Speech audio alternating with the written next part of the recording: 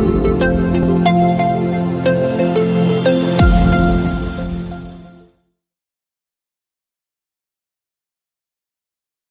Friends, welcome to SPR media works. Badvel assembly నియోజకవర్గం వైఎస్ఆర్ జిల్లా కడప లోక్సభ నియోజకవర్గంలోని 7 అసెంబ్లీ సెగ్మెంట్లలో ఒకటి.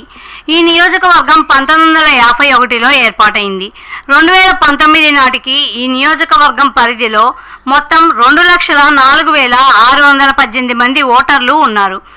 గత ఎన్నికలలో వైసీపీ అభ్యర్థిగా పోటీ చేసి గెలిచిన దాసరి సుధా ప్రస్తుతం ఈ నియోజకవర్గం యొక్క సిట్టింగ్ ఎమ్మెల్యే. బద్వేల్ అసెంబ్లీ నియోజకవర్గం విషయానికి వస్తే ఏపీ ముఖ్యమంత్రి వైఎస్ జగన్ సొంత జిల్లా కడపలో కీలకమైన నియోజకవర్గం ఈ బద్వేల్.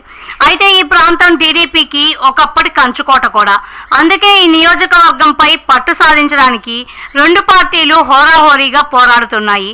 ఈ క్రమంలో గత ఎన్నికల ఫలితాలని ఒకసారి విశ్లేషిద్దాం. 2009 ఎన్నికలలో కాంగ్రెస్ అభ్యర్థి కమలమ్మ పిఎం, టీడీపీ అభ్యర్థి చెన్నయ్య లక్కినేని, పీఆర్పీ అభ్యర్థి సింగమల వెంకటేశ్వర్లు, బీజేపీ అభ్యర్థి వనం నరసింహులు మరియు ఇండిపెండెంట్ అభ్యర్థి శీలం రాజేష్ పై పోటీ చేసి 36,594 ఓట్ల మెజార్టీతో గెలుపొందారు. 2014 ఎన్నికలలో వైసీపీ అభ్యర్థి తిరివీడి జయరాములు, టీడీపీ అభ్యర్థి ఎన్డి విజయ జ్యోతి, సిపిఐ అభ్యర్థి సీలి వెంకట సుబ్బయ్య మరియు కాంగ్రెస్ అభ్యర్థి జె కమల్ ప్రభాస్లపై పోటీ చేసి 9,502 ఓట్ల మెజార్టీతో గెలుపొందారు. 2019 ఎన్నికలలో వైసీపీ అభ్యర్థి గుంతోటి వెంకట సుబ్బయ్య, టీడీపీ అభ్యర్థి ఓబుళాపురం రాజశేఖర్ మరియు ఇండిపెండెంట్ అభ్యర్థి నీరుగట్టు దొర విజయ జ్యోతిపై పోటీ చేసి 44,734 ఓట్ల మెజార్టీతో గెలుపొందారు. 2021లో బై ఎలక్షన్స్ వచ్చాయి.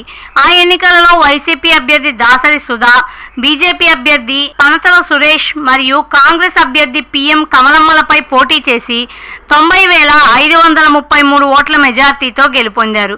2024 ఎన్నికలలో వైసీపీ అభ్యర్థి దాసరి సుధా, బీజేపీ అభ్యర్థి బొజ్జా రోసన్న మరియు కాంగ్రెస్ అభ్యర్థి నీరుగట్టు దొర విజయ జ్యోతిల మధ్య పోరు జరగనుంది. ప్రజాస్వామ్యం వర్ధిల్లాలన్నా, మన జీవితాలు తలరాతలు మారాలన్నా అది కేవలం ఒక్క ఓటుతోనే సాధ్యం. మనం వేసే ఓటు మన భవిష్యత్తును, రాబోయే తరాల మనుగడను నిర్ణయిస్తుంది. అంతేకాదు మన ఓటుతోనే నవ సమాజం నిర్మితమవుతుంది, ఇంకా దేశ దిశ దశను మారుస్తుంది. ఓటు అనే 2 అక్షరాల పదం దేశ చరిత్రనే మార్చేస్తుంది. కేంద్ర ప్రభుత్వం జనవరి 25ను జాతీయ ఓటర్ల దినోత్సవంగా ప్రకటించింది. కుల, మత, ప్రాంత, లింగ, జాతి, భాష అనే భేదం లేకుండా దేశంలో నివసించే 18 సంవత్సరాలు నిండిన పౌరులు అందరికీ భారత రాజ్యాంగం ఆర్టికల్ 326 ద్వారా ఓటు హక్కును కల్పిస్తుంది. ప్రజాస్వామ్యాన్ని గౌరవించాల్సిన బాధ్యత ప్రతి పౌరుడిపై ఉంది. ప్రజాస్వామ్యానికి ఓటే పునాది. దేశ